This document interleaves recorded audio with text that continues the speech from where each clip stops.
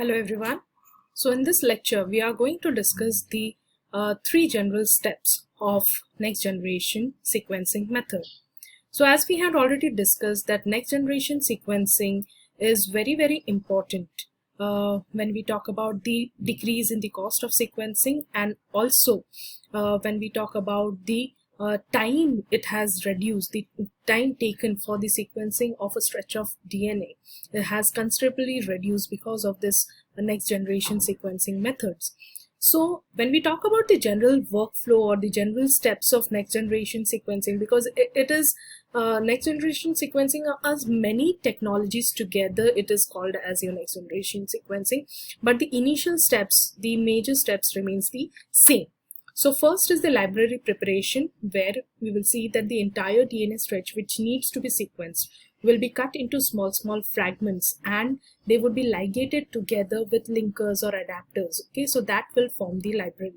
And this amplification, so whatever the templates that are being prepared by the addition of this adapters, they need to be clonally amplified using PCR. So what methods are being used for this clonal amplification, that we have to see. And then sequencing. So sequencing approaches are different for different sequencing approaches that we will be discussing in the next lecture, of course. So this is the NGS workflow that I was talking about. So you can see here, when the DNA has been extracted, it has to be fragmented, and then the adapters are connected.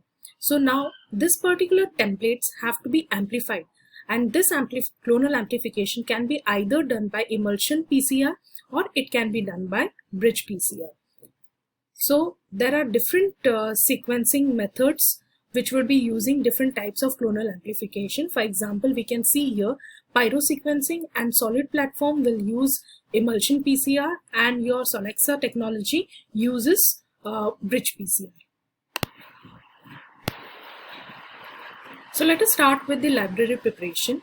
So firstly, the DNA has to be fragmented. Either it can be enzymatically or it can be using any physical method like sonication, or we can use nebulization to create small strands. Because every NGS technology, the read length is going to be very short. So we require short fragments for the scene. Then you have adapters. So these adapters are nothing but synthetic DNA, which is a double-stranded piece, a short adapter which has some complementary sequences for the probes and the primers that we are going to use in the later stages. So they are going to be ligated on the blunt ends of this fragments. Then adapters enable the sequence to become bound to a complementary counterpart. So we will be seeing in the next things over this. So adapters are synthesized so that one end is sticky while the other end is going to be blunt, with the view to join the blunt end to the blunt-ended DNA. So this could lead to the potential problem of base pairing between the molecules and therefore dimer formation. So that is the reason why to prevent this, the chemical structure of DNA is utilized, since ligation takes place only between the your 5' phosphate N and your 3' OH groups. So the phosphate groups from the sticky ends of the adapters are going to be removed, and therefore creating a phosphate OH group. So instead of a phosphate 5' phosphate group, there is going to be a 5' OH group instead. So that will help us in not having any kind of your base pairing taking place. Okay, so they would not be able to form any bridge between the two terminals. So that is, so here you can see this is the diagram of the same process that I have just talked about. So this is the genomic DNA, which is going to be broken down into fragments, and these fragments are going to be linked with your adapters using the ligase. And the ligase, what it will do is change the 5' phosphate groups into your 5' OH group, so that the dimerization doesn't take place. So for every polymerization or your DNA sequencing to work properly, we require many colonies or many polonies. They are called as colonies are nothing but your PCR colonies. So as we have in microbial colonies, that one colony is clone of many or one colony is a clone of a single organism. Similarly, a colony is multiple clones of a single template. Okay, so we require many such polys which are going to be attached on planar fashion, and it will allow the parallelism that we were talking about in parallel many Sangers reaction to take place together. So that will take place, and this particular method is definitely very faster as compared to your conventional method of preparation of your DNA libraries that we have studied earlier using E. coli, where every E. coli or every clone of E. coli would be having a particular fragment of DNA.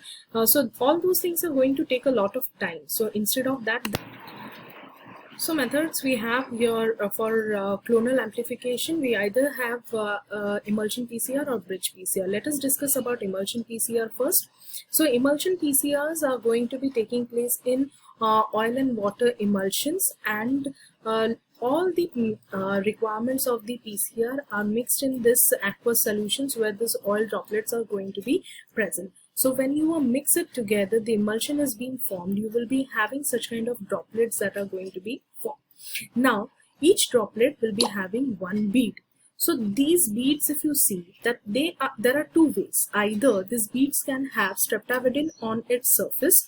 So in that case, the adapters which are present, that adapters would be linked with biotin. So biotin and streptavidin, we know that they are having a affinity towards itself, and then these templates will get attached onto these beads, or else there would be probes onto these beads which would be complementary to these adapters. So that is how every bead, so here you can see that 3 different types of your templates are there. So the dilution is made such that the number of beads as compared to here the number of templates should be always more. The number of beads should be always more as compared to your number of, so that every bead will have one type of the template. Now when the emulsion is formed, it will happen that every bead or every bubble will have only one bead which is connected to one template. So that is how when the PCR mixtures or this particular bubble will contain all the requirements for PCR. That means your Taq polymerase and whatever your buffer and everything is required, all the ions which are required, everything would be present, and this particular template will get amplified, and then these templates will, you can see that they are linked onto your beads. Okay, so that is how the clonal amplification can take place using your emulsion PCR. So let me just read through it, that in order for the sequencing process to be successful, each microvell should contain one bead with one strand of DNA.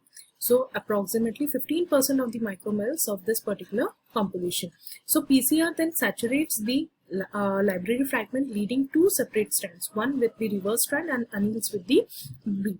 So the annealed DNA is amplified by polymerase starting from the bead towards the primer side, and the original reverse strand then denatures and it's released from the bead only to re-anneal to the bed to give to a second strand.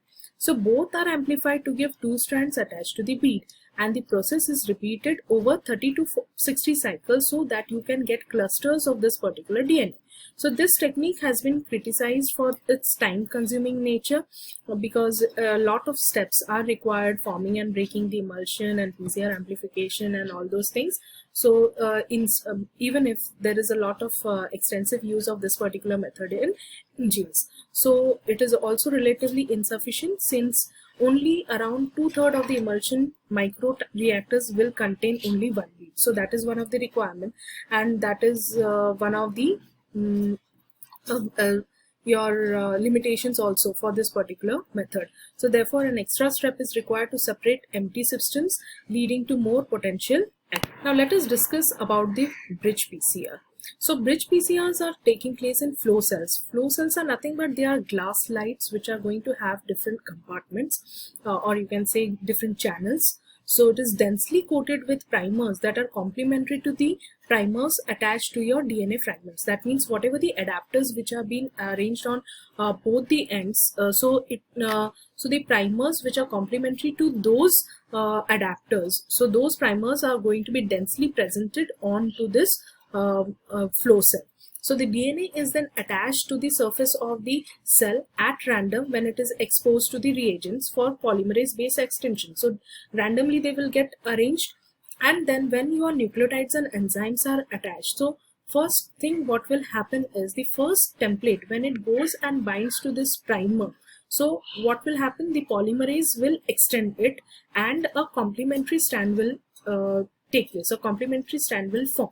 Now once the complementary strand is being formed, this double-stranded DNA is going to be denatured. So what happens is these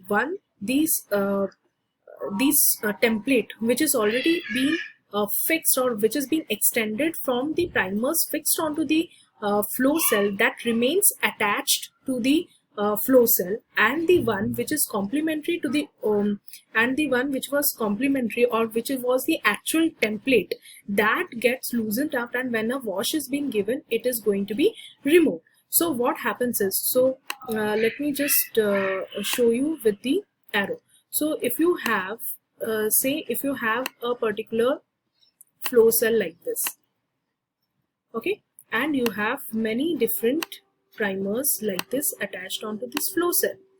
So when your template comes and attached over here, the polymerase will extend this particular primer, and now this is the original template, but this is only complementary to this particular primer. That was the reason why it was bound. So when the denaturation takes place, what will happen is it will degrade this particular strand is going to be removed, and only this strand will remain. Okay, so now this particular end is also going to be complementary to this primer. So what happens is this becomes a bridge like this.